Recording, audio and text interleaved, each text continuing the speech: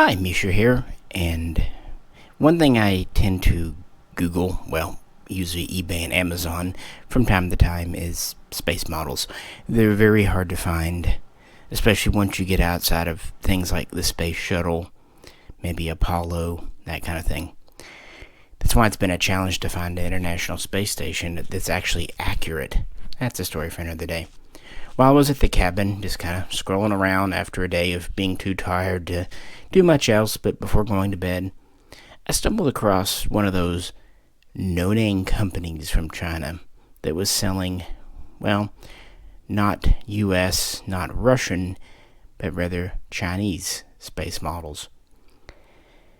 And that's not exactly what I was looking for, but this is also a beggars can't be choosers field. So it interested me. Then again, no name company in China, and I'm blind. The descriptions are not that helpful, and well, I can't see the photos, so I don't know how helpful they are or aren't. Anyway, after hesitating a bit, I bought one. And of course, it was going to take a little time to come in, and it more or less came in on time. To be fair to them, they got it to America quickly, and it even got through US Customs quickly. Then it decided to take an extra week for no reason I can tell, somewhere between California and Arkansas. But it came in. I've had time to think about it. Let's see what I got and talk about the Chinese space program, I suppose. Honestly, pretty neat. It's all metal. I didn't know if I was going to get like those kind of flat packed metal kits you put together. I didn't think so. But I don't know. Again, you never know. It did come with a plinth, the base. It's removable if you want. It's screwed on. Even the solar panels are metal. And the main body is. This is Shenzhou 11. We'll get there. Honestly, in the program, there's very little fat. Each mission, at least for the first dozen, really push boundaries. And there are a few differences with the early test craft. Now, it's not really painted. It's more of a, not ornament, but like trophy style. But it's got good weight to it. And not being painted isn't a big thing to me. I'm blind. I don't know. Detail's fine. Compared to what I could have gotten and have been disappointed in the past, I'm actually, yeah. And it's a good jumping off point to talk about the whole Chinese space program, which is not even a quarter century old, at least in terms of flight, and has almost caught up to USA and Russia. Kind of makes you wonder. And here's actually a different one. I ended up getting two for reasons of, again, the weird descriptions and not sure. But anyway, doesn't matter. It's a good chance. I didn't actually screw on the solar arrays here, so we can talk about the original test model. Now, China had ambitions of a space program going all the way back to 1959. Nothing really happened for about a decade. Late 60s, they do get serious. They even pick some astronauts, or taikonauts as they would be known going forward, and even have a spacecraft design, essentially a version of the American Gemini, or Gemini if you prefer. And things look like they're going to happen, but in the early 70s, Mao Zedong and everything, things change. All they ended up doing was sending satellites in orbit, which is, no small feat.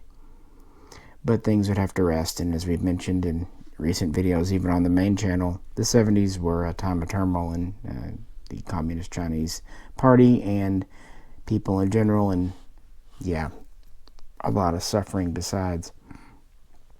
In the mid-80s, they got interested again, even making a project or a program named after the year 1986, and they were super interested in a space plane. The U.S. shuttle had just launched, and despite Challenger, it seemed like it was the future.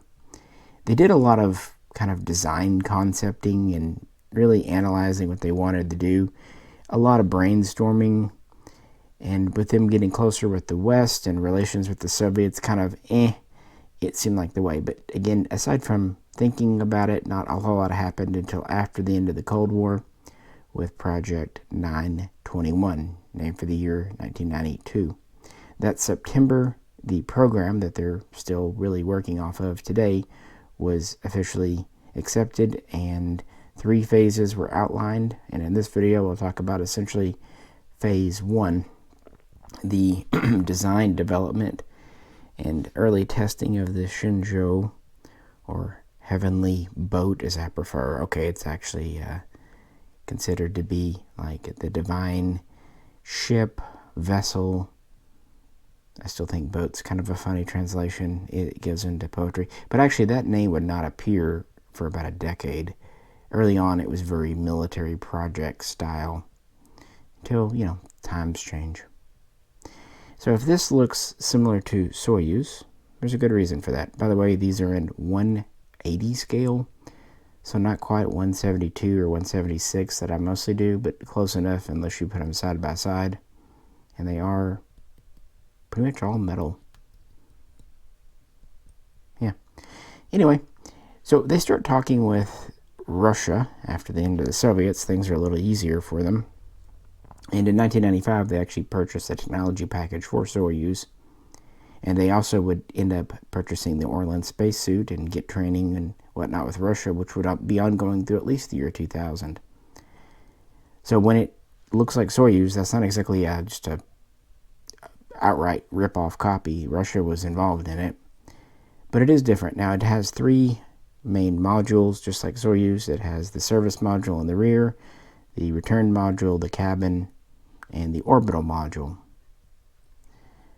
But being designed in the mid to late 90s versus the 60s, even though Soyuz has been updated, it still has its roots there. There are some changes, updates, improvements. The reason that I took the solar panels off this one is because the first test flight, which was unmanned, Shenzhou 1, which was in 1999, November 19 to be exact, running through November 20. It was done for political reasons because Communist Party. It didn't actually have solar arrays, much like the first Soyuz. It just relied on battery.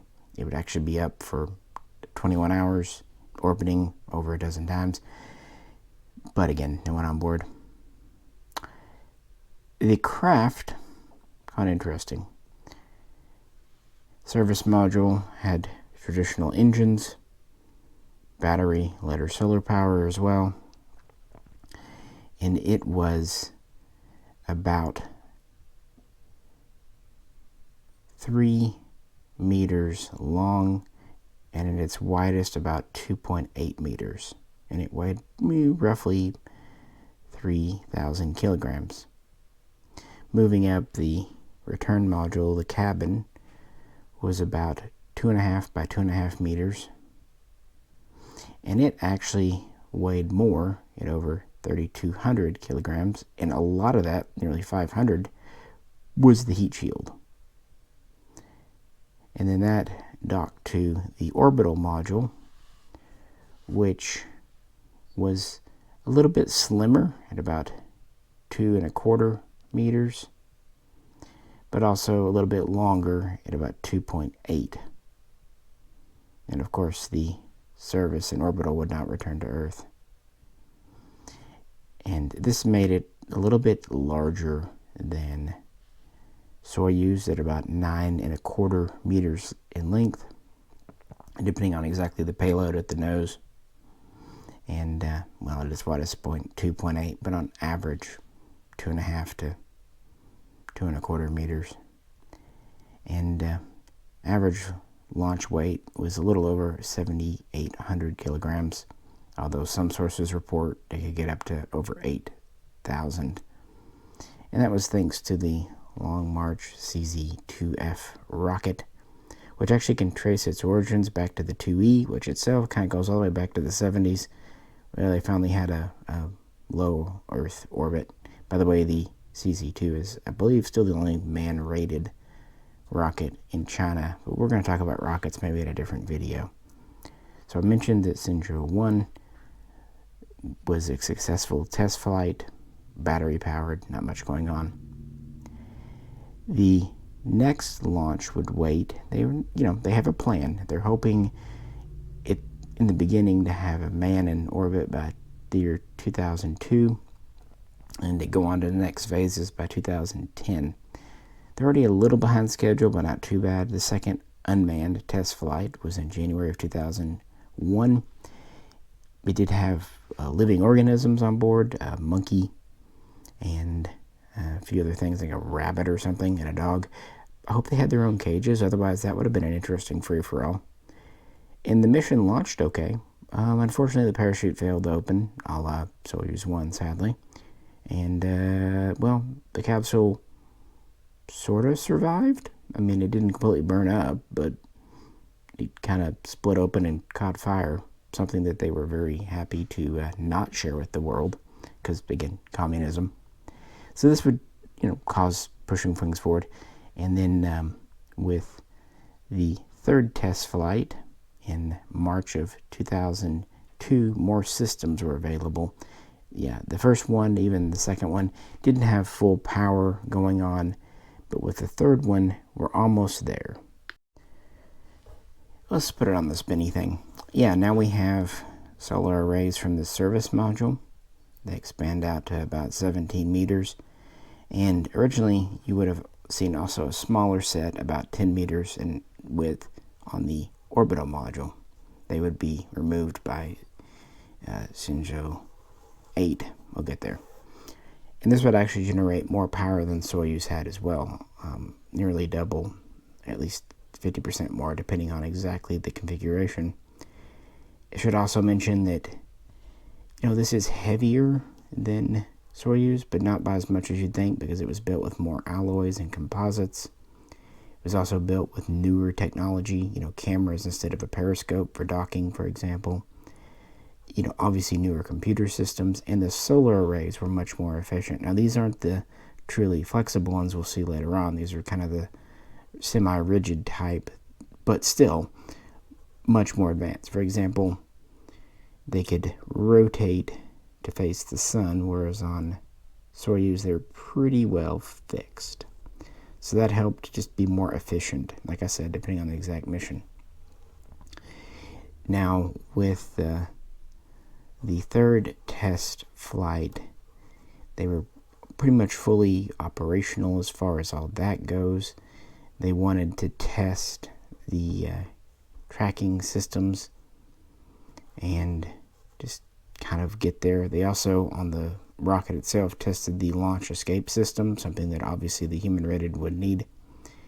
And then that would quickly give way to the fourth test flight, which had a dummy on board, some science experiments, and it would really test China's new communications satellite network as well as ship network, just really kind of prep everything for the first manned flight, which would come October 15, 2003, with Shenzhou 5.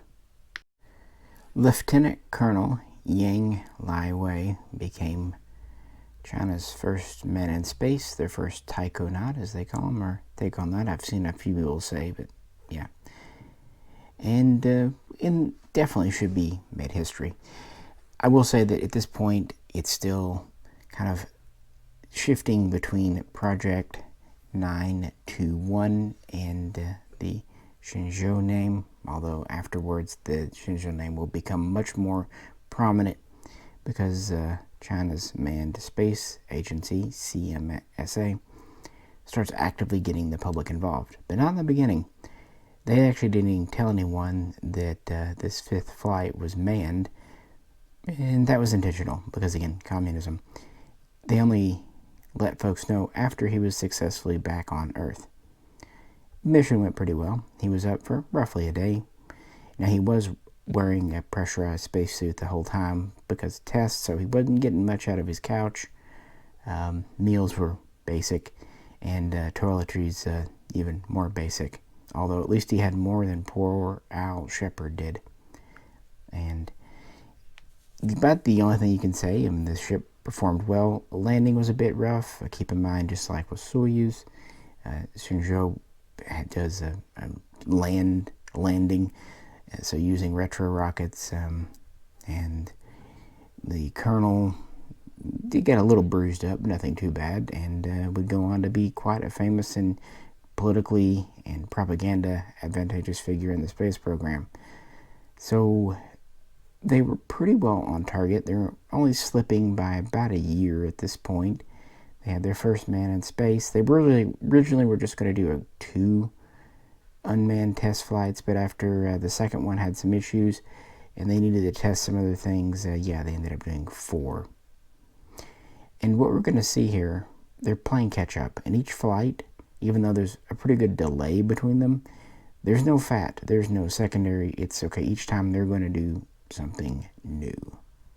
Shenzhou 6 would be launched successfully just under 2 years later, so October 12, 2005, and it would be China's first multi-person crew, 2. Of course, Shenzhou, just like Soyuz, was designed to carry 3 into low Earth orbit.